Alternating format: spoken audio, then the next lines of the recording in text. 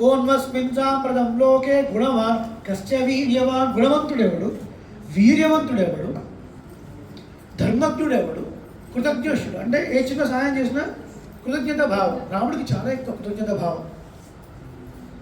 ఈ వీధిలో మనం వెళుతూ ఉన్నప్పుడు మనకేదో చిన్న రాయి కనిపించింది అనుకోండి, మనం పక్కన తీసి పెట్టామనుకోండి, వెనకాల రాముడు వస్తున్నాడు అనుకోండి, ఓ నేను వస్తున్నాను రాయి తీసి పక్కన పెట్టాడు రవికుమార్ అని ఆయన చాలా సంతోషపడతాడు. తగులుతుందేమో నేను బాధపడ్డాను. నేను బండి మీద వెళుతూ వస్తుంటే నాకు తగిలింది 2 సార్లు ఎగ్జాంపుల్, నేను పక్కన పెట్టాను, నాకు ఇబ్బంది అయ్యి. కానీ రాముడు ఏమనుకుంటాడంటే ఓ నా కోసం నేను వస్తున్నాను. చూసా, ఏ చిన్న సహాయం చేసినా కృతజ్ఞశ్చ బహుజ్ఞశ్చ, దాన్ని బాగా గుర్తుపెట్టుకుంటాడు. ఇంత మాత్రం చెప్పుకుంటూ పోతే నేను అవసరం లేదు ఈ పదానికి అర్థం చెప్పడానికి కదా. దాసులు అవసరం అండి. కృతజ్ఞత కలిగిన వాడు రాముడు అని చెప్పడానికి హైదరాబాద్ నుంచి కూడా చెప్పాలా? ఈ పదానికి అర్థం ఇది కాదు, ఇంత మాత్రం కాదు. చేసిన సహాయం చిన్నదైనా గుర్తుపెట్టుకునేవాడు. రాముడి విషయంలో మీరు 100 తప్పులు చేసినా సరే పొరపాటు కూడా గుర్తుపెట్టుకోని వాడు. ఇది ముఖ్యం. రాముడి విషయంలో 100 తప్పులు చేసినా కూడా పొరపాటు కూడా గుర్తుపెట్టుకోడు. ఇది ముఖ్యం. అది గుర్తుపెట్టుకోకుండా మీరు చేసిన చిన్న సహాయాన్ని కూడా చాలా గుర్తుపెట్టుకునేవాడు. రామాయణం వింటున్నామంటే ఏదో ఒక్క క్వాలిటీ అయినా మనకు ఉండొద్దా అండి? 16 గుణాలు అడిగాడండి, ఒక్కడున్నా మనకు ఉండొద్దా? ధర్మ ప్రకారం మనం ఎట్లా ఉండలేము కదా. ఓ శాస్త్రం చాలా చెప్పింది, బ్రాహ్మణులు కంచుకములు ధరించరాదు. కంచుకం అంటే షర్ట్. మన అందమైన టీషర్ట్లో ఫోటో దిగబడుతున్నాం, బీచ్లో దిగి స్టేటస్లో పెట్టుకుంటాం. అంటే యువధర్మం మారుతోంది, అన్నీ మారుతోంది. తప్పకుండా పాటించడం మన వల్ల కానే కాదు. మన వల్ల కాదు అని మొత్తాన్ని వదిలేయకూడదు అంటే ప్లీజ్ అర్థం చేసుకోవాలి. మన వల్ల కాదు అని మొత్తాన్ని వదిలేయకూడదు. ఎంతవరకు అవుతుందో అంతవరకు ప్రయత్నించాలి. రైట్. ఎదుటి వారిలో దోషాలు ఉన్నప్పటికీ కూడా వారు ఎన్ని తప్పులు చేసినా రాముడు లెక్కించాడు. కానీ వారు ఒక్క చిన్న సహాయం చేస్తే మాత్రం బాగా గుర్తుంచుకుంటాడు. ఇది కృతజ్ఞశ్చ అంటే విశేషార్థం. తర్వాత సత్యవాక్యో దృఢవర్త, సత్యవాక్ పరిపాలన దక్షుడు, దృఢవర్త స్థిరమైన సంకల్పం కలవాడు ఎవడు. ఇది అర్థం అన్నమాట.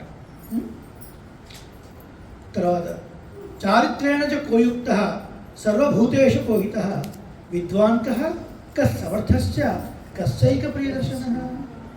మంచి నడవడి కలవాడు ఎవడు, యుక్త కహ అంటే నడవడితో కూడినవాడు ఎవడు, సర్వభూతేషు కోహిత సకల ప్రాణులు బాగుండాలని కోరుకునేవాడు ఎవడు.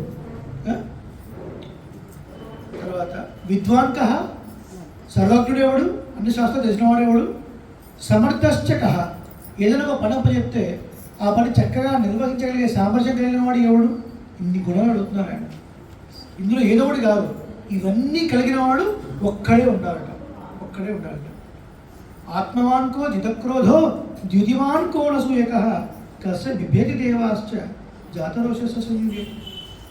ఆత్మవాన్ కహ మనోనిగ్రహం కలిగినటువంటి వాడు ఎవడు, జితక్రోధ క్రోధాన్ని జయించినటువంటి వాడు ఎవడు, ద్యుతిమాన్ కహ చక్కటి నిగనిగలాడే దేహకాంతి కలిగిన వాడు ఎవడు, అనసూయక కహ అసూయ భావం లేనివాడు ఎవడు. సంయుగే యుద్ధమునందు జాతరోషస్య కస్య దేవాశ్చ బిభ్యతి. దేవతలు కూడా ఈయన చూస్తే భయపడతారు. యుద్ధరంగంలో ఈయన దిగితే దేవతలు సైతం భయపడతారు. అటువంటి గుణం కలవాడు ఎవడయ్యా. ఏతదిచ్ఛామ్యహం శ్రోతుం పరం కౌతూహలం హిమే. హే మహర్షి, I'm very much curious to know about this. పరం కౌతూహలం, చాలా ఉత్సుకత ఉన్నాను. మహర్షే త్వం సమర్థోసి, మహర్షి మీరు సమర్థులు ఈ విషయం చెప్పడానికి. జ్ఞాతమేవం విధం నరం, ఇటువంటి నరుడు గురించి, పురుషోత్తముడు గురించి ఇన్ని గుణములు 16 గుణములు ఒకడి అందే కలిగినవాడు ఎవడు మీరు చెప్పండి. ఈ గుణాలు కలిగినవాడు రావడం తెలుసు, కానీ నారద మహర్షి ద్వారా చెప్పారు. అప్పుడు ఏమవుతుంది, ఆచార ఉపదేశం అయినట్టు. తద్వారా మనం ఏదైనా చేయొచ్చు. అంత ధర్మ సూక్ష్మం ఉంది. యాక్చువల్గా తపస్వాధ్యాయం చెప్పుకోవాలంటే 2 గంటలు పడుతుంది, తక్కువ 2 గంటలు. సరే, మనకు ఇప్పుడు అంత అవుతుంది. ఇప్పుడు ఈ శ్లోకాన్ని మీరు పరిశీలించండి. 2వ శ్లోకాన్ని ఏమండి, 2వ శ్లోకాన్ని చదవండి మీరు. లక్ష్మి గట్టిగా చదవండి. కోన్వస్మిన్ సాంప్రతం లోకే గుణవాన్ కచ్చ వీర్యవాన్ ధర్మజ్ఞశ్చ కృతజ్ఞశ్చ సత్యవాక్యో దృఢవ్రతః. అది సాకి చావాలి. ధర్మజ్ఞశ్చ కృతజ్ఞశ్చ ఈశ్వరన్ ఒకసారి దానికి చావుకు పెట్టండి. వెరీ గుడ్, కూర్చోండి. ఈ శ్లోకంలో ఒక చిన్న గమ్మత్తు ఉందండి. ఇప్పుడు 16 గుణాలు కలిగిన వాడు ఎవడు అని అడుగుతున్నప్పుడు మొట్టమొదటిసారిగా ఏమన్నాడు అక్కడ? మొట్టమొదటి గుణం ఏంటి? కోన్వస్మి సాంప్రదంలోకే గుణం అంటే అర్థం ఏంటి? గుణం అని అంటే ఓహో, ఇంకా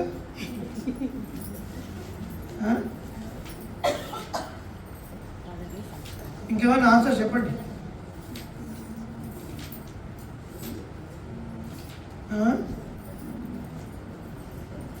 గుణమా? చూడండి, వీర్యం అనేది గుణం, ధైర్యం అనేది గుణం, సత్యవాక్ పరిపాలన గుణం, దృఢభర్త గుణం. గుణం అని అంటే అందమైన వ్యాఖ్యానం ఉంది. గుణం అంటే ఏది ఎక్కువగా తలుచుకొని ఆ వ్యక్తిని కీర్తిస్తూ ఉంటారో దానికి గుణము అని పేరు. మరొకసారి చెప్పండి. గుణ్యతే గుణ్యతే ఆవర్త్యతే పునః. మళ్ళీ ఆ వ్యక్తి గురించి దేని తలుచుకొని ఎక్కువ దాన్ని భావిస్తూ ఉంటారో దానికి గుణం అని పేరు. దానికి సౌశీల్యము అని పేరు. ఏం పేరు? సౌశీల్యం అంటే అర్థం ఏంటి? సౌశీల్యం అంటే రాసుకోండి. సుశీలం హి నామ, చెప్పండి. మహతః మందైః సహ నీరంధ్రేణ సంశ్లేషః తస్య ఆధిక్యం సౌశీల్యం. ఏమర్థం కాదు. సరే, కొంచెం చెప్తున్నా. సుశీలం హి నామ, సౌశీల్యం అంటే ఏంటో చెప్తున్నారు ఇక్కడ. మహతః మందైః సహ, చాలా పెద్దవాళ్ళతోని చాలా చిన్నవాళ్ళతో. నీరంధ్రేణ సంశ్లేషః, ఎటువంటి అరమరికలు లేకుండా కలిసిపోయేటువంటి ఒక తత్వం ఏదైతే ఉందో దానికి సౌశీల్యము అని పేరు. అర్థమైందా? బాగా పెద్దవాళ్ళతోని బాగా చిన్నవాళ్ళు, ఎవరితోటైనా. ఇది సామాన్యమైన అర్థం. విశేషమైన అర్థం చెప్పు. అభిజనం, విద్య, ఐశ్వర్యం. రిపీట్ చేయండి. అభిజనం. అభిజనం అంటే వంశం, గొప్ప వంశం. వంశంలో కానీ తనకున్న విద్యలో కానీ తనకున్న ఐశ్వర్యంలో కానీ ఏమాత్రం పోలిక లేని వాళ్ళతో కూడా అరమరికలు లేకుండా ఉండే స్వభావం సౌశీల్యం. అది రాముల్లో కనపడదు. అందుకని గుణవాన్ అన్నారు. ఉంటారండి ఎవరన్నా? మన మానవులు ఎవరైనా ఉంటారా? వంశంలో ఆధిక్యం ఉన్నప్పుడు మాది ఫలానా వంశం, మేము వస్తే రెడ్ కార్పెట్ వేయలేదు, మేము వస్తే అది చేయలేదు ఇది చేయలేదు అని అడుగుతారా లేదా? మరి కొంత పాండిత్యం ఉంటే కళ్ళు ఇక్కడ ఉంటాయి. మరి ఇక డబ్బు అది చెప్పక్కర్లేదు. ధనమెక్కిన మదమెక్కు. మరి ఏంటండి ఈ గుణాలు మానవులో ఉండడం చాలా కష్టం. రాముడు మానవుడిగా అవతరించి ఇవన్నీ చూపించాడు. మన రామాయణం విని వదిలేయడం కాదు, ఈ గుణాల్లో ఏదో ఒక దాన్ని అలవర్చుకునే ప్రయత్నం చేయాలి. చాలా గొప్ప గుణం ఇది, సౌశీల్యం అనే గుణం. తన యొక్క వంశంలో కానీ తన యొక్క విద్యలో కానీ తన యొక్క ఐశ్వర్యంలో కానీ ఏమాత్రం కొంచెం కూడా పోలిక లేకుండా. ఏం మన సంబంధాలు ఇస్తామండి, మన పిల్లలు మన పిల్లవాడిన ఉన్న స్టేటస్, మనకు 100 కోట్లు, మనకు 70-80 కోట్లు ఉంటే ఓకే, 2-3 కోట్లు ఉంటే ఇస్తారా? ఫ్రెండ్షిప్ చేసేటప్పుడు మన పిల్లవాడికి ఏం చెప్తాం? ఒరే నువ్వు క్లాస్ ఫస్ట్ వాడుతున్నా తిరుగురా, మీరు ఏదన్నా నువ్వు పలానా వాడుతావు, డిఎస్పీ అబ్బాయిలు అనుకో, నువ్వు ఎస్పీ గారి అబ్బాయితో ఫ్రెండ్షిప్ చేయరా, కానిస్టేబుల్ అబ్బాయితో ఫ్రెండ్షిప్ చేయడం ఏంటి? అర్థం కాదు, నాన్ సెన్స్. మన స్టేటస్ ఏంటి? మన ఇది. శ్రీరాముడి సౌశీల్యం చాలా గొప్ప. ఎక్కడ కనపడుతుంది ఈ సౌశీల్యం అనేది? ఇవాళ చూద్దామా? నిద్ర వస్తున్నారు, వస్తుంది రావట్లేదా? నీ మనసు నాకు తెలుసు. బ్రేక్ చేయను, ఆ బ్రేక్ కూడా వేరే రకంగా ఇస్తాం, బ్రేక్ డ్యాన్స్ లాగా ఇస్తాం.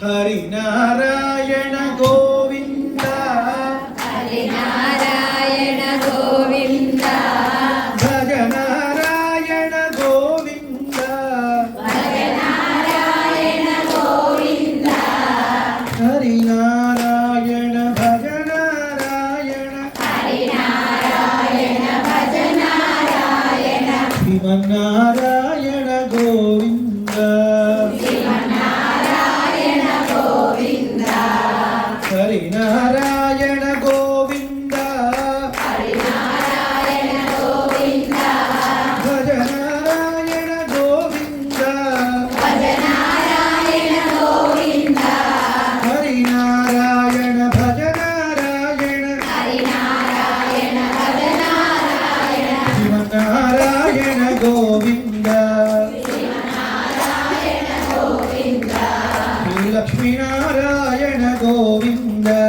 లక్ష్మీనారాయణ గోవింద శ్రీ బదరీనారాయణ గోవింద హరినారాయణ గోవింద సౌశీల్యం ఎక్కడ కనపడిందో చూద్దాం. రైట్? శ్రీరాముడు పెరుగుతున్నాడు. సకల విద్యలు మీరు నిలబడి ఉన్నారండి, మీరు చేయలేదా? ఓకే. సో ఆయన పెరుగుతున్నాడు, అన్ని విద్యలు నేర్చుకుంటున్నాడు. దశరథ చక్రవర్తికి శ్రీరాముడికి పట్టాభిషేకం చేయాలి అని ఉంది. మంత్రులందరినీ పిలిచాడు, వాళ్ళ అభిప్రాయం కనుక్కున్నాడు. చూడండి రాజనీతి ఎంత ఉంటుందో. శ్రీరామాయణం ధర్మశాస్త్రం, నీతి శాస్త్రం అని చెప్తుంటారు కదా, ఈ నీతి కనబడుతుంది ఇక్కడ. మనకు అందరినీ కనుక్కొని అందరూ ఎస్ అన్న తర్వాత చేస్తాం. ఇప్పటి పాలిటిక్స్లా కాదు, మన ఇంట్లో వాళ్ళని తీసుకోవాలి, వాళ్ళని నిలబెట్టాలి. వాళ్ళందరూ జయజయధ్వానం పలికారు. ఈయన కొద్దిగా కొంచెం అవమానంలాగా అనిపించింది. ఏంటి, నేను ఇన్ని సంవత్సరాలు పరిపాలించాను, 60,000 సంవత్సరాలు పరిపాలించాను, 60,000 years దశరథ చక్రవర్తి. ఒక్కసారి రాముడికి పట్టాభిషేకాలు అందరూ ఒకసారి జయజయధ్వానాలు కొట్టారు. నా పరిపాలనలో మీకు ఏమైనా లోపం ఉందా అని అడిగాడు. అయ్యో అట్లే లేదండి, బహవా సంతిదే, నీ కుమారుల్లో ఎన్ని గుణాలు స్టార్ట్ చేసుకోవచ్చు చేశాను. స్మార్ట్ ఉన్నాను. నీ కుమారుల్లో ఎన్ని గుణాలు ఉన్నాయా చెప్పలేమయ్యా. అవునా, ఏది ఒక గుణం చెప్పండి అన్నాడు దశరథ చక్రవర్తి. అప్పుడు చెప్తున్నారు అయోధ్య ప్రవాసం. వాల్మీకి మహర్షి రామాయణంలో వర్ణిస్తారు. వ్యసనేషు మనుష్యాణం భృశం భవతి దుఃఖితః ఉత్సవేషు చ సర్వేషు పితేవ పరితుష్యతి. అయోధ్యలో ఎవరికి ఏ చిన్న కష్టం కలిగినా రాముడికే కష్టం కలిగినట్టుగా బాధపడతాడట. అది రాముడికి సంబంధమే లేదు, వాడు చేస్తున్న తప్పు. వాడు చేస్తున్న తప్పుకి వాడేదో అవస్థపడుతుంటే కూడా రాముడు బాధపడతాడట. వ్యసనం అంటే బాధ, దుఃఖం అని అర్థం. అదే ఎవరింట్లో అయినా ఒక ఫంక్షన్ జరుగుతుంది అనుకోండి, ఇంటి పెద్ద తండ్రి లాగా ఉండి తోరణాలు కట్టి ఆనందిస్తూ ఉంటాడట శ్రీరాముడు. ఇంత మంచి కూడా ఎవరికి ఉంటుందండి? ఉంటుందా అండి? ఎవరికి ఉంటుంది? చాలా తక్కువ ఉంది. ఏమిటో మన అమ్మాయికి రావట్లే అమెరికా సంబంధాలు, పక్క కలర్ తక్కువ అయినా మంచి సంబంధాలు వస్తున్నాయి. కానీ మన రకరకాల వాళ్ళ మీదే ఏడ్చుకుంటూ ఉంటాం తప్ప ఇక వాడి బాధలు పట్టించుకొని మనం బాధపడే సీన్ ఉందా? వాడికి అయితే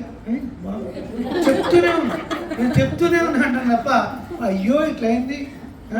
వైష్ణవ లక్షణం ఏంటండి? పరదుఃఖ, చెప్పండి, పరదుఃఖ అసహిష్ణుత్వం. ఒకరు దుఃఖపడుతుంటే వారి దుఃఖం ఎట్లా పోతుందో నేను ఏం చేయగలను అని ఆలోచించి బాధపడేవాడు వైష్ణవుడు. వాడు దుఃఖం పోయేలాగా నేను ఏమైనా చేయాలి, వాడు బాధపడుతున్నారు, ఏమైనా పాలన చేయాలా, పూజ చేయాలా, సలహా చేయాలా, డబ్బు ఇవ్వాలా, ఏం చేయాలి, ఏదో ఒకటి చేయాలి. ఆ హృదయం ఉండాలండి, స్పందించే హృదయం ఉండాలి ప్రతి వాడికి. రైట్? సో అటువంటి వాడండి మీ కుమారుడు అని చెప్తారు. సరే, ఆ తర్వాత మీకు జరిగినదంతా తెలుసు. కైకేయి మందిరంలో ఉన్నాడు ఈయన. ఆ రోజు రాత్రంతా కాళ్ళు కూడా పట్టుకున్నాడు. కైకేయి పాదాలు తడిచేలాగా కన్నీళ్ళు పెట్టుకున్నాడు. ఎవరు? దశరథ. నువ్వు పట్టాభిషేకం భరతుడికి చేయమంటే చేస్తాను, కానీ రాముడిని మాత్రం నా కళ్ళ ముందు నుంచి పంపించకు కైక. ఎందుకంటే నేను బ్రతకలేదు. రాముడి సౌందర్యం లోకోత్తరమైన సౌందర్యం. ఏదో పని మీద పిలుస్తుంటాడు దశరథ చక్రవర్తి. రామ కబురు చేస్తాడు. రాముడు నడుచుకుంటూ వస్తుంటాడు. వస్తున్నప్పుడు ముందు నుంచి సౌందర్యం చూస్తాడు. నాన్నగారు చెప్పండి, ఏదో అనుకున్నాను కానీ తర్వాత రామ మళ్ళీ పిలుస్తాను అంటాడు. వెళుతూ ఉంటే వెనక నుంచి నడక సౌందర్యం, బ్యాక్ సైడ్ నుంచి కూడా బ్యూటీ. నా తర్ప సమాయాంతం దృశ్యమానో నరాధిప కన్న తృప్తి లేదండి రాముడి విషయంలో. అంతగా ప్రేమిస్తాడు రాముడు అంటే, అంత ప్రేమ మన సౌందర్యం అంటే. కాబట్టి కైకేయి సూర్యకిరణాలు భూమండలం మీద పడినంత మేరకు నీకు బృందావనాలు కావాలా, మడులు కావాలా, మాణిక్యాలు కావాలా, ఏవైనా అడిగిస్తాను. రాముడు మాత్రం దూరం. కానీ ఈమె మాత్రం ఆ రెండే కావాలనుకో. భరతుడికి పట్టాభిషేకం అవ్వాలి, రాముడు అదే సినిమాలో వాడు నాకు ఈ కూల్ డ్రింకే కావాలంటే, అట్లా నాకు ఈ 2 వరాలే కావాలంటే, ఈ 2 కావాలి. ఎందుకు భరతుడికి పట్టాభిషేకం వెళ్తే సరిపోతుంది కదా, రాముడు ఎందుకు అడవులకు వెళ్ళాలి? ఒక కారణం పొద్దున చెప్పుకున్నాం మనం, out of sight is out of mind అని. 14 ఏళ్ళు కనపడకపోతే రాముడు వాళ్ళు పట్టించుకోరు, అందరూ భరతుడు వైపే ఉంటారు. ఇంకొకటి, ఆ యుగ ధర్మం ప్రకారంగా 14 ఏళ్ళు రాజ్యానికి దూరం అయిపోతే మళ్ళీ రాజ్యంలో వాటా అయిపోయి ఎప్పటికీ భరతుడే 14 సంవత్సరాలు అడవికి పంపించారని మాస్టర్ మైండ్ మంథర. ఇప్పటికీ మన వాళ్ళు అంటుంటారు, వచ్చిందిరా మంథర, వాళ్ళకి వీళ్ళకి పుల్లలు పెట్టి అన్ని చేసే వాళ్ళకి అదే పని, వాళ్ళకున్న పనే. మన మన అమ్మలు వాళ్ళు బాగా వాడుతున్నారు. ఇప్పుడు రామాయణ పదాలు వాడేవాడు ఎవరు అనుకోండి, కొంతమంది అత్తయ్యలు ఉంటారు, వాళ్ళ పని అదే. వీళ్ళకి వాళ్ళు ఇదర్కా మా ఉదర్కా మా ఇద్దరు, అదే పని వాళ్ళకి. వాడు వస్తుంటాడు, వచ్చిందా మందరా అది. సో అయిన తర్వాత పాప ఆ మందిరంలో ఉన్నాడు. మెయిన్కేమో అందరి ముందు పట్టాభిషేకం అన్నాడు. ఈయన తెల్లాపము వచ్చాడు. సుమంతుడు ఆ రాములు ఊరికి వెళ్దాం అన్నట్టు ఊరికి చూస్తే చక్రవర్తి మంచం మీద కూర్చొని కిరీటం పక్కన పడిపోయింది, జుట్టంతా ముందులో పడిపోయింది, కళ్ళు ఎర్రగా ఉంది, మొత్తం రాత్రంతా ఏడ్చున్నాడు. ఏమైందో అర్థం కాదు. ఏమైంది, నాన్నగారు ఎందుకు అట్లా ఉన్నారు, నా వల్ల ఏమైనా తప్పు జరిగిందా చెప్పండి, నేను దిద్దుకుంటాను రాముడు. అసలు దశరథ చక్రవర్తి ఎందుకు అట్లా ఉన్నాడో రాముడికి తెలియదు. కానీ రాముడు ముందే ప్రొయాక్టివ్గా అంటున్నాడు, నా వల్ల ఏమైనా తప్పు జరిగిందా, నాన్నగారు ఎందుకు అట్లా ఉన్నారు చెప్పండి. ఆయన ఏం మాట్లాడు. పక్కన కైకేయి, ఏం లేదు రామ, పట్టాభిషేకం నీకు అన్నాం కదా అన్నారు. నేను కొంచెం ప్లాన్ మార్చాను, ప్లాన్ బి. ఏంటమ్మా ప్లాన్ బి? పట్టాభిషేకం నీకు కాదు, భరతుడికి పట్టాభిషేకం. అవునా, ఓకే. భరతుడు అంటే చాలా ప్రీతి రాముడికి, భరతుడు అంటే చాలా ఇష్టం. 2 వరాలు అడిగాను రా మీ నాన్నగారిని, ఆ 2 వరాలు నీతో చెప్పడానికైనా చెప్పలేకపోతున్నాడు, నువ్వు చెప్పమ్మా అంటే చెప్పు. పట్టాభిషేకం నీకు కాదు నాయన, భరతుడికి, నువ్వు అడవులకు వెళ్ళిపోవాలి. అసలు ముందు పట్టాభిషేకం రాముడికి అని మందర చెప్పినప్పుడు కైకేయి ముఖంలో ఆనందం వాల్మీకి మహర్షి వర్ణిస్తారు. ఒక్క ఆనందంతో వెంటనే తీసి ఒక చైన్ దాన్ని మందరకి ఇచ్చేసి, ఓ గూడిదానా ఈ చైన్లో ఎంత అందంగా ఉన్నావే, ఓ సెల్ఫీ తీసుకున్నారా అని పొగుడుతుంది అనమాట. అంత ఆనందం రావణ ప్రీతి. రాముడికి నో డిఫరెన్స్. రాముడికి కౌశల్యంతో కైకేయి అంత.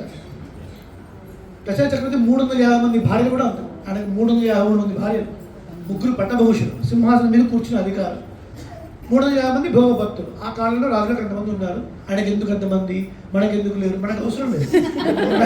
మనకు ఒక్కడికే 40 ఏళ్ళకి మొత్తం 5-6 ఎకరాలు అంతా పోతుంది.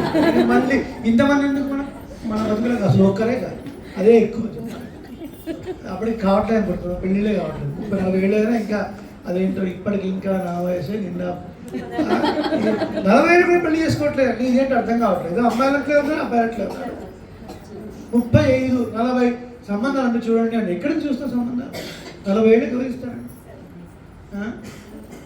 సరే, ఇప్పుడు రాముడు అన్నాడు, ఏమ్మా నాకు పట్టాభిషేకం కాదు భరతుడికి, నేను అడవులకు వెళ్ళాలి, దీనికోసం నువ్వు వరాలు అడిగావా, దీనికోసం నువ్వు వరాలు అడిగావా. విద్ధిమాం ఋషివిస్తుల్యం కేవలం ధర్మమాస్థితం. నేను అడవుల్లో ఉండేటువంటి ఋషులు లాంటి వాడిని తెలుసుకోలేకపోయావు నువ్వు. ఋషులు అడవులో ఉన్నారు, నేను అయోధ్యలో ఉన్నాను. ధర్మాన్ని ఆచరించడం వరకే నా పని తప్ప రాజ్య భోగాలు అనుభవించాలని నేను ఎప్పుడూ అనుకోలేదు. ఒక్క మాట పిలిచి, రామా నీకు పట్టాభిషేకం లేదు భరతుడికి అంటే నేను వెళ్ళిపోయేవాడు లేదమ్మా, నువ్వు ఎందుకమ్మా వరాలు అడిగాను అడిగాను, నువ్వు ఎందుకు వరాలు అడిగావు, ఇదేనా నా గురించి తెలుసుకుంది అని తల్లిదండ్రులు నమస్కారం చేసి వెళ్ళిపోయాడు. నాతో తర్వాత సీతాదేవి నేను వస్తాను అంది. ఆయన వారించాడు, వద్దు అడవుల్లో చాలా ఇబ్బంది ఉంటుంది. అక్కడ ఏదో డిస్కషన్ నడిచింది, మొత్తానికి ఆమె కూడా యాక్సెప్ట్ చేస్తారు. వాళ్ళిద్దరూ ఇలా మాట్లాడుకొని బయటికి వస్తున్నారు. బయట ఒక వ్యక్తి కళ్ళ నిండా నీళ్లు తీసుకొని సాష్టాంగ పడ్డాడు. ఎవరైనా సభ్రాతు చరణౌగాఢం నిపీడ్య రఘునందన సీతా ఉవాచ అతీయసాహ రాఘవంచ మహావ్రతం. గట్టిగా పాదాలు పెట్టుకున్నాడు. అన్నయ్య, నీ కైంకర్యం లేకుండా నేను ఉండలేను, నీకు సేవ చేయకుండా నేను ఉండలేను, నీతో పాటు నేను అడవులకు వస్తాను అన్నాడు. లేదు, తల్లిదండ్రులు వృద్ధులైనటువంటి వాళ్ళు ఉన్నారు, వాళ్ళు టేక్ కేర్ చేయాల్సిన రెస్పాన్సిబిలిటీ నీకుంది అని చెప్పాడు రామచంద్రమూర్తి. లేదు లేదు, నీ సేవను విడిచి ఉండేది ఏది నాకు అక్కర్లేదు. ఒకవేళ నువ్వు కాదని అయోధ్య దాటావో నచ సీతా త్వయా హీన నచాహమపి రాఘవ ముహూర్తమపి జీవావో జలాన్మత్స్య విబోధృతో. నన్ను కాదు బయటికి వెళ్తే సీత మాత్రమే ఉండలేదు అనుకుంటున్నావు అన్నయ్య, నేను కూడా ఉండలేను. The moment when you are step out from Ayodhya I'm like a fish which is remove from a water. నీటిలోంచి తీసివేసిన చేప పిల్ల బయటపడి మొప్పల తడి ఉన్నంత వరకు గిల కొట్టుకొని ఎలా మరణిస్తుందో అంత మాత్రమే నేను ఉంటాను తప్ప అంతకన్నా ఎక్కువ బతికి ఉంటాను అని నిర్బంధం చేశాడు. జీవాత్మ స్వరూపం, శేషత్వ స్వరూపం లక్ష్మణ స్వామి. మనందరం జీవులం. మన స్వరూపం ఏమిటి అంటే శ్రీమన్నారాయణ సేవించడం, ఆయనకు దాస్యం చేయడం, ఆయనకు సేవ చేయటం, అది మన స్వరూపం. మన స్వరూపాన్ని లక్ష్మణ స్వామి చూపిస్తున్నాడు.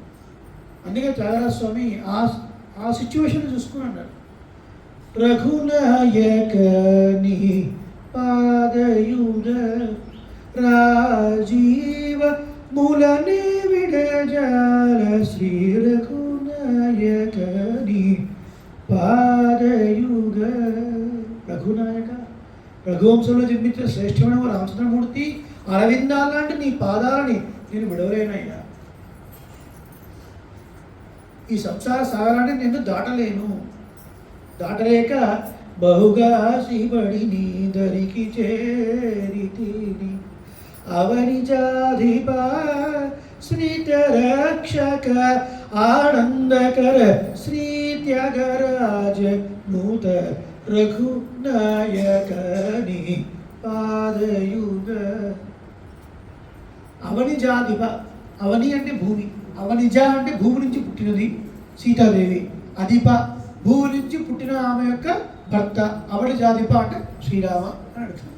అవనిజాధిప శితరక్షక అంటే అక్కడ ఆబెట్టుకోవాలి, అధ్యాహారం చేసుకోవాలి. ఆశ్రిత రక్షక, ఆశ్రితులను రక్షించే స్వభావంలో రామ, నీ యొక్క పాదాలే నాకు సరే. అఘజాలమూల పారద్రోళినన్నగ జాలమూల పారద్రోళినన్ ఆదరింప నీవే గతిగాదే. నువ్వు ఎక్కడన్నా పడేవయ్యా, నరకంలో పడే, స్వర్గంలో పడే, మురిక్కుపలో నీ ఇష్టం పడే, నన్ను ఆదరించేటువంటి వాడు నీవే రఘునాయక. నీ పాదాలు తప్ప నాకు ఇంకో ఉపాయం లేదు అని చాలా స్వామి. బహుశా ఈ సందర్భాన్ని చూసి రాసుకుంటారా కీర్తన. సో అలా లక్ష్మణ స్వామి కూడా వీళ్ళందరూ కలిసి గంగా తీరానికి వెళ్ళారు. అసలు మనం ఏడాది చెప్పుకుంటున్నాం, సౌశీలి అని చెప్పుకుంటున్నాం, ఉపోద్ఘాతం ఎంత.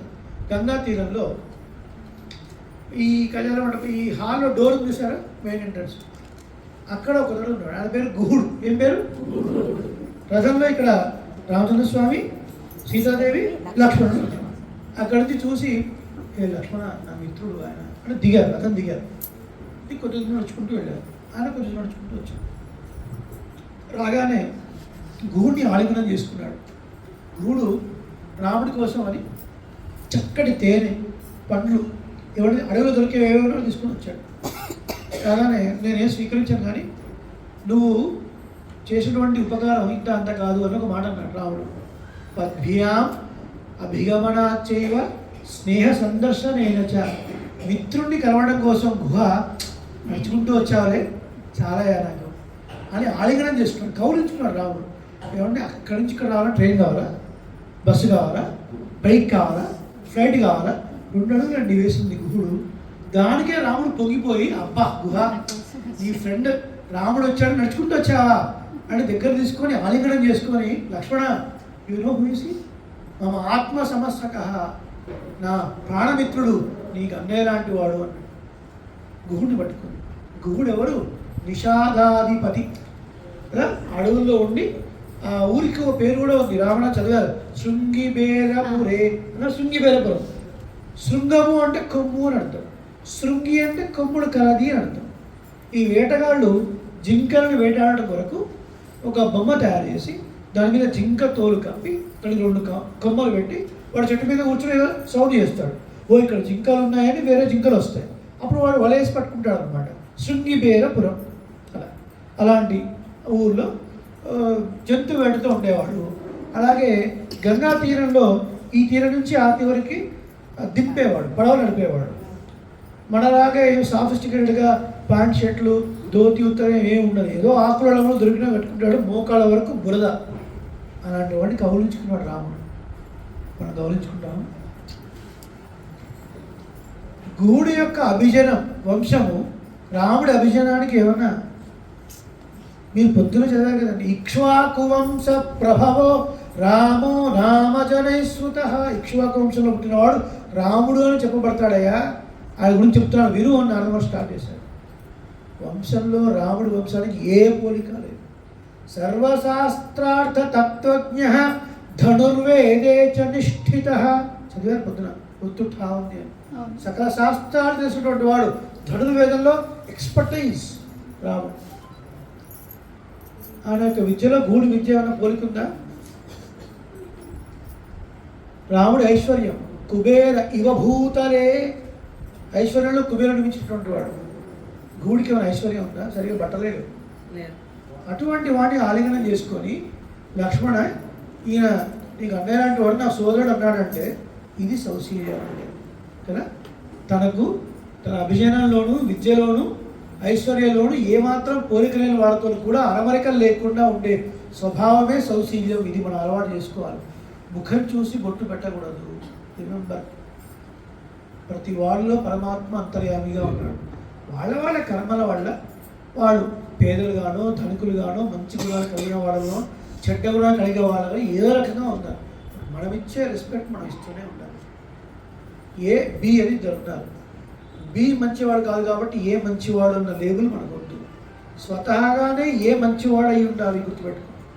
అర్థమవుతుందా? ఈ సౌశీల్యం అంటే కొద్దిగా ముందుకు పెడితే ఋషభముఖ పర్వతం దగ్గర సుగ్రీవుడితో మైత్రి చేసుకున్నాడు.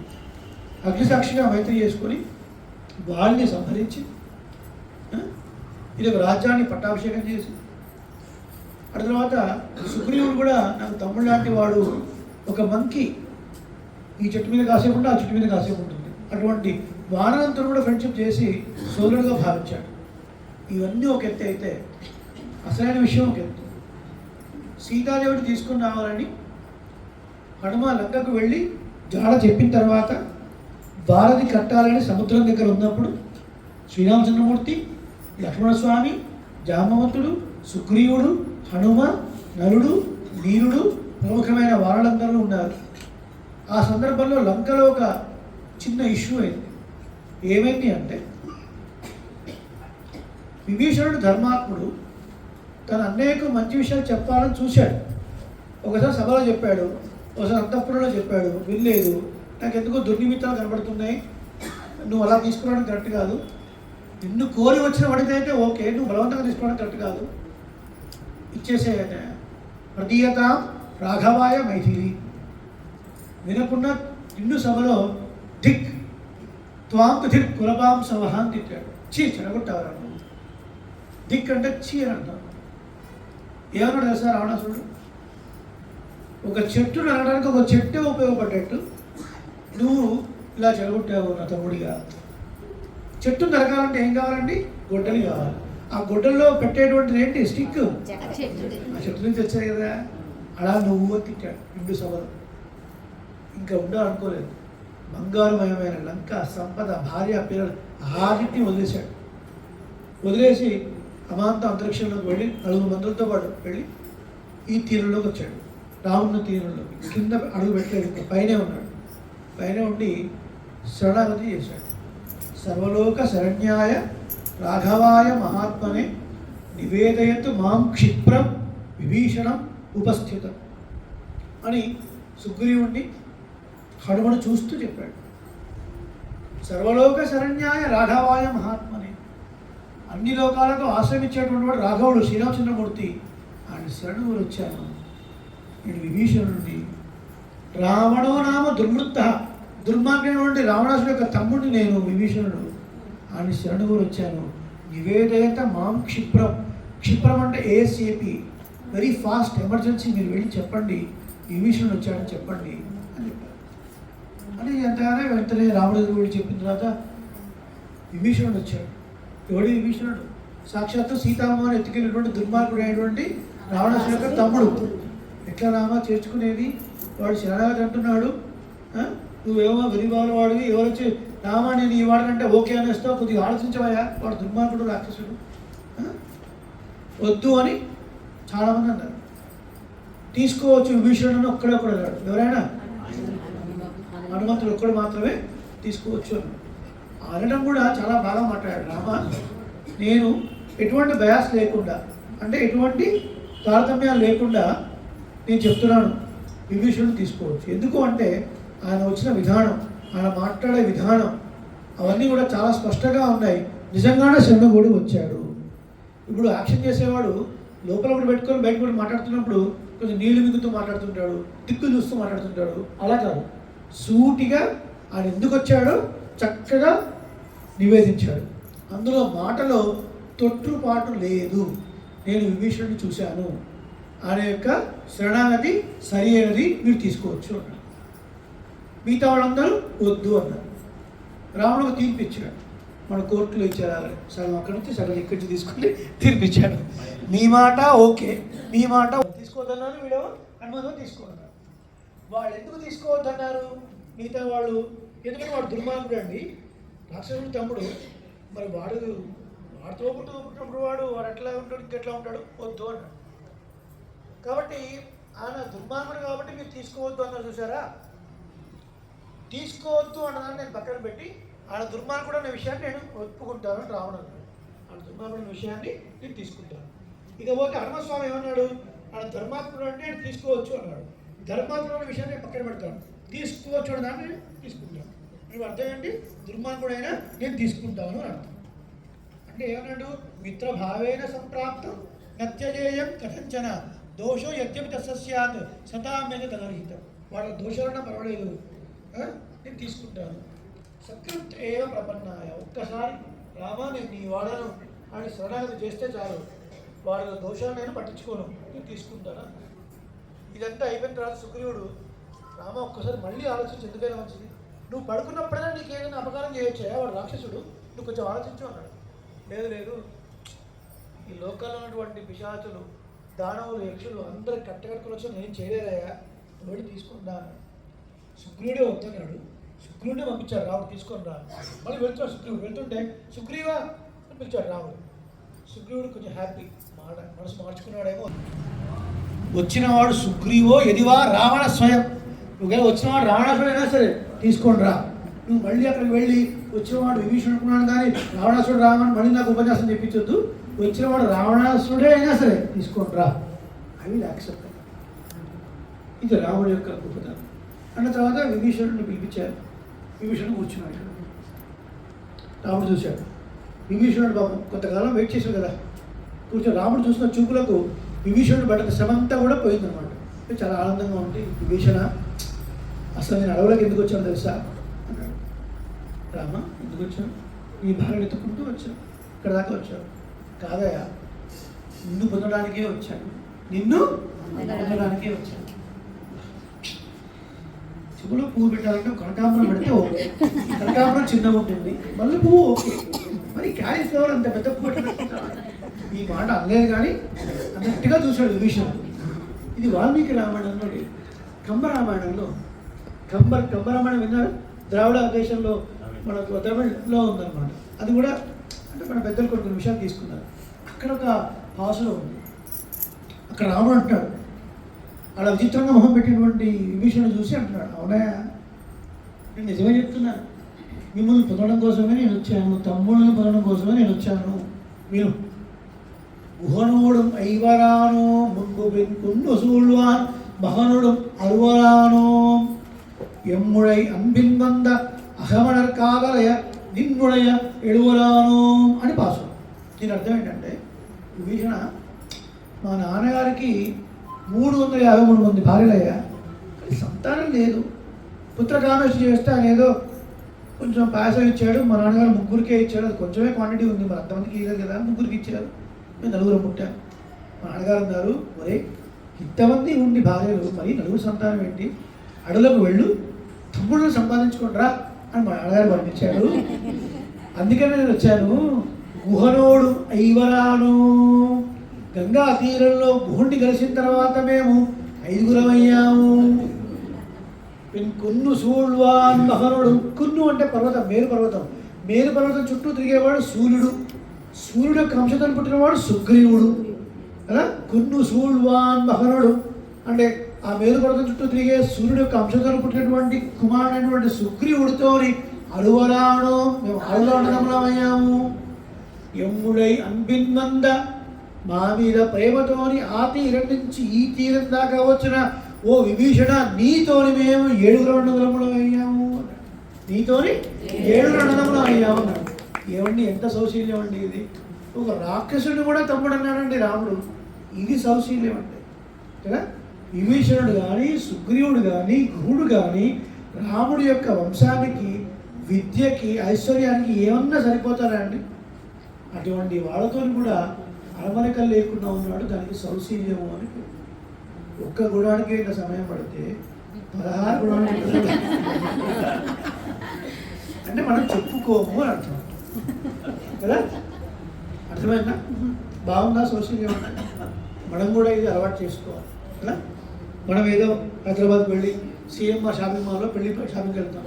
కర్మగా 10th క్లాస్ ఫెయిల్ అయిన వాడు అక్కడ పక్కన పానీపూరి బండి పెట్టుకొని ఉన్నాడు. వాడు మనతో మాట్లాడాలని చూస్తుంటాడు, మనమేమో తొందర పెడుతూ ఉంటాం.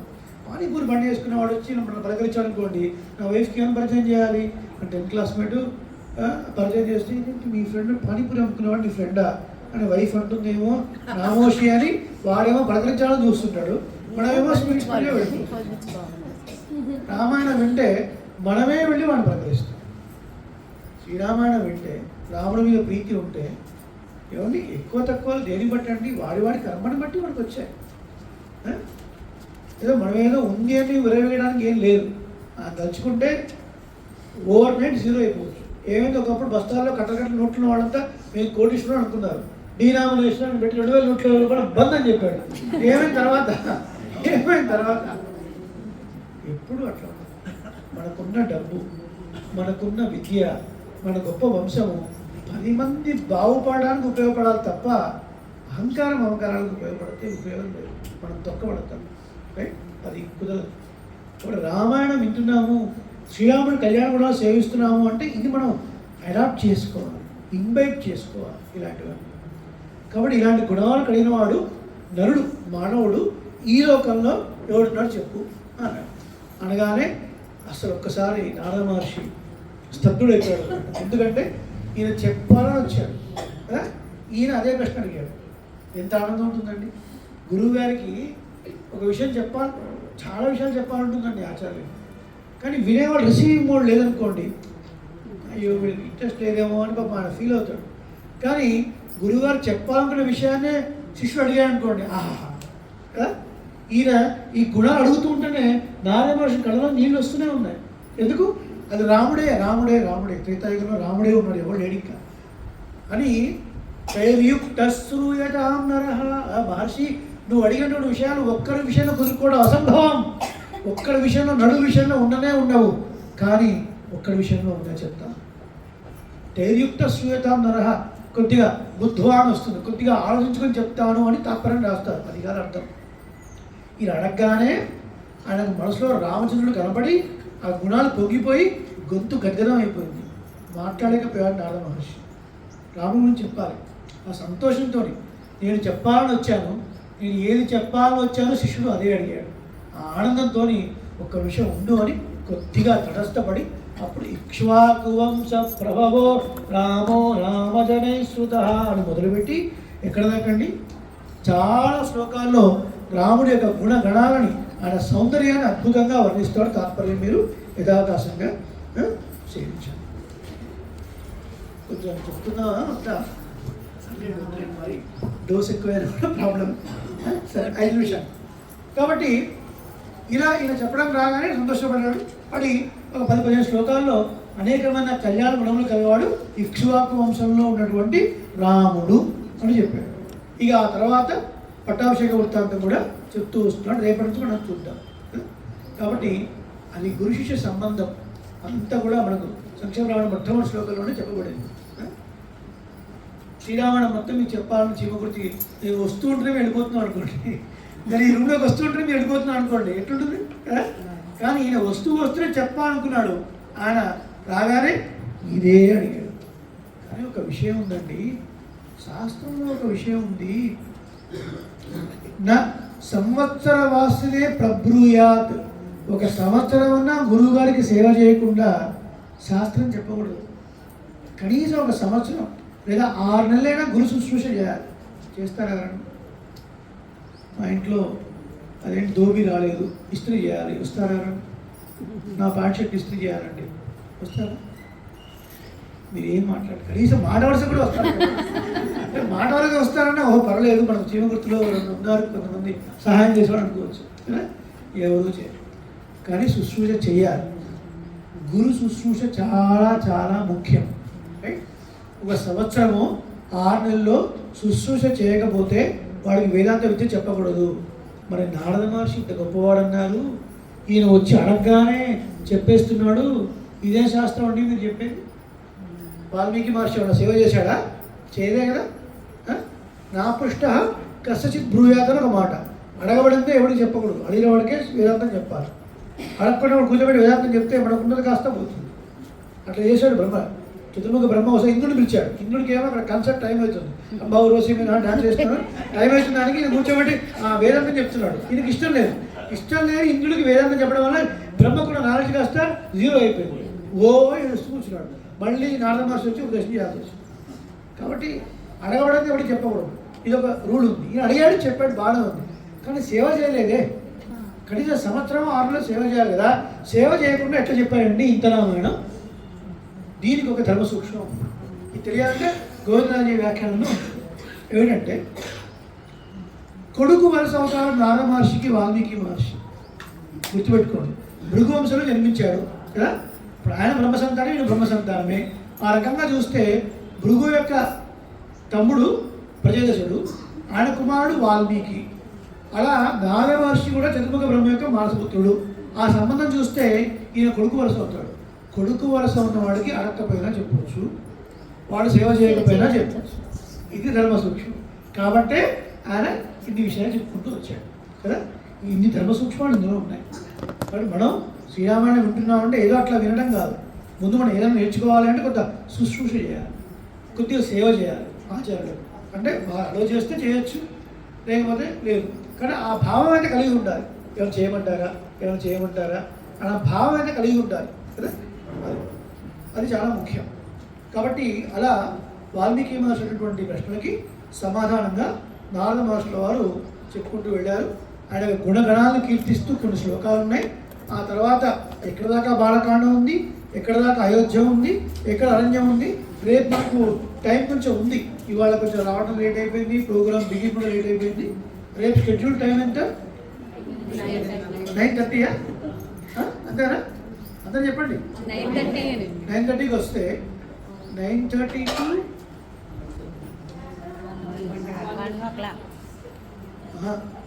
9:30 to 10 ఈ 3 కాండంలో విశేషాలు చెప్పుకుందాం. ఇప్పుడు మీరు ఇందాక ఏమన్నారు? 1 to 19 బాలకాండం అన్నారు, తర్వాత అయోధ్య అన్నారు, 57 వరకు అరణ్యకాండం అన్నారు. వాటి విషయాలు కొద్దిగా సారంగా చెప్పుకొని దాని తర్వాత శ్లోకాలు చెప్పుకొని సెకండ్ హాఫ్లో దాని సారాన్ని చెప్పుకొని ఫలశ్రుతి చెప్పుకొని రామమంగళంతో మనం పూర్తి చేద్దాం. మన మెయిన్ ఆబ్జెక్టివ్ శ్లోకాలు తప్పులు లేకుండా నేర్చుకోవడం. వ్యాఖ్యానం ఎంత కుదిరితే అంత, పెరుమాణం మనకి ఎంత శక్తి ఇస్తే అంత ఆచార అనుజ్ఞగా మన ఇంట్లో ఎంత సుఖం ఉంటే అంతవరకు మనం సేవించే ప్రయత్నం చేద్దాం. ఇప్పుడు మిస్ అయినాం కదా అని ఇంకా మనం మిస్ అవుతాం కూడా లేదు. ఎప్పుడో సందర్భం వస్తుంది, ఎప్పుడైనా మొత్తం అన్ని అనుభవించే అవకాశం మనకు దొరుకుతుంది. ఇబ్బంది ఏం లేదు. ఎందుకంటే కొన్ని ముఖ్యమైన విషయాలు కొద్దిగా లోతుగా అనుభవించాలి, తర్వాత కొద్దిగా సారంగా చెప్పుకోవాలి. సౌశీల్యం అంటే ఓన్లీ డెఫినేషన్ చెప్తే అర్థమైందా మీకు? ఏదో కొంతవరకు అర్థమైంది. ఇంత ఉదాహరణతో వెళ్ళినప్పుడు ఏమర్థమైంది? రాముడి సోషలిజం గొప్ప. ఇప్పుడు మీరు మీ పిల్లలు చెప్పగలరు, రామాయణం వెళ్ళి రాముడు దండం పెట్టాలి అంటే ఎందుకు దండం పెట్టాలి, అక్కడ రాముడిలో ఎన్ని కళ్యాణ గుణాలు ఉన్నాయి అని మీరు చెప్పొచ్చు మీ పిల్లలకి. అప్పుడు వాళ్ళకి రాముడు అంటే ఒక ప్రీతి, ఒక రెస్పెక్ట్ ఏర్పడుతుంది. ఇంకొక విషయం కూడా ఇందులో ఉంది. గుగుడు ఒక అడుగు ముందుకు వేస్తే ఈయన 10 అడుగులు ముందుకు వేశాడు. ఇదే మన పెద్దలు చెప్పేది. ఆయన భగవంతుని సేవించు, మన యొక్క విధానమే అది. ఆయన ప్రేమించు, భగవంతుడు వైపు మనం ఒక 3 అడుగులు ముందుకు వేస్తే 10 అడుగులు ముందుకు వేస్తాడు. ఈయన నడుచుకుంటూ 2 అడుగులు వేసినందుకు ఈయన ఆలింగనము వేశాడు. అలాగే నా తమ్ముడు అని చెప్పుకున్నాడు. అంటే రాముడికి తమ్ముడు అని చెప్పుకునేంత గ్రేట్నెస్ ఏముందండి గుగుళ్ళో? చూడండి, అంటే నిష్కల్మషమైన ప్రేమ అంతే. రాముడు అంతే ప్రేమ. రాముడు వస్తున్నాడు, బస్ రాముడి కోసం ఏదైనా చేసేయాలి అని ఆ ప్రేమ ఒక్కడే చూస్తాడు. పరమాత్మ ఏ కులము ఏమిటి ఇవి కాదు చూడలేదు. మన లోపల హృదయాంతరంలో ఆయన గురించిన ప్రీతి ఎంత ఉంది అది మాత్రం చూస్తాడు. అందుకనే పరమాత్మ దృష్టిలో అందరూ సమానమే. అంటే అర్థం ఏంటి? పరమాత్మని పొందడానికి అందరూ యోగ్యులే. దాన్ని వక్రంగా తీసుకోవద్దు. మళ్ళీ గుళ్ళో పూజారులే వెళ్ళి నైవేద్యం చేయాలా, మా ఇంట్లో గారెలు చేసుకొని వస్తాం, మేమే నైవేద్యం చేసుకుని గర్భగుడిలో పోయి అట్లా చేయొద్దు. మళ్ళీ అది విపరీతం జ్ఞానం అయిపోతుంది. వర్ణాశ్రమ ధర్మాలు ఫాలో అవ్వాలి. బ్రాహ్మణ, క్షత్రియ, వైశ్య, శూద్ర ఈ వర్ణాశ్రమ ధర్మాలు ఎవరెవరికి ఏ విధులు చెప్పారో, ఏది తక్కువ కాదు ఏది ఎక్కువ కాదు, అందరూ భగవత్ ఆరాధన కొరకు మాత్రమే ఏర్పడ్డారు. ఇది విష్ణు పురాణంలో ఉంది, అది వేరే సబ్జెక్ట్. ఈ వర్ణాలన్నీ కూడా భగవత్ ఆరాధన కోసమే ఏర్పడ్డాయి. అందరూ పరస్పరం రెస్పెక్ట్, గౌరవంతో మాట్లాడుకోవాలి, గౌరవంగా ఉండాలి. అందరూ భగవంతుని పొందడానికి అర్హులు. కానీ వాళ్ళు చేసే పని వీళ్ళు చేసే పని అక్కడగా ప్రజలు చేయకూడదు. వేద వేదాంత వేద్యాయ మేఘశ్యామలమూర్తయే సామణ రూపాయ పుణ్యశ్లోకాయ మంగళం.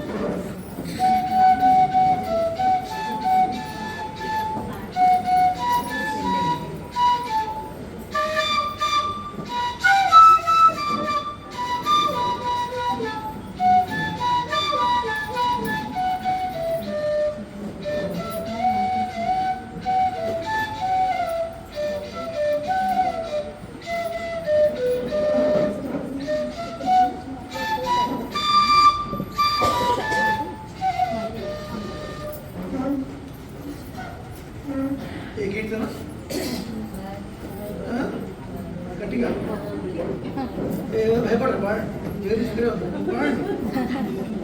ఏ కీర్తనండి? నేను అట్లాగే పాడానా? మృదుపాణి వనరుహలోచనురాణి సురుచిరబంబరవేణి సురనుత కళ్యాణి గగపాప తపసాస నిసదద పాదప గగరి గపద సదా తప గగరి గగద పద పగగరి. రామాయణ క్లాస్, సంగీత క్లాస్. భారతీయత అంటే సంగీతం అండి, భారతీయత అంటే సాహిత్యం, భారతీయత అంటే శిల్పకళ.